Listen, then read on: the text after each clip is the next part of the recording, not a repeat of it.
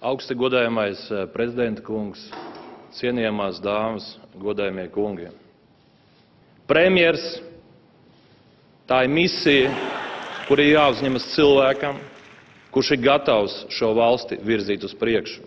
Es uzskatu, ka šodien valstī ir nepieciešama tāda vadība, kas spēj skaidri nodefinēt Latvijas nacionālās intereses. Protams, ir bijušas kļūdas, protams, ir bijuši kritieni. Protams, mēs kaut kur esam kādreiz izvēlējušies nepareizo ceļu, bet šodien, kad pie galda sēž labākie prāti, spēcīgākie speciālisti, tad ir iespēja nopietni izdebatējot vienoties, kur Latvija ir jāiet.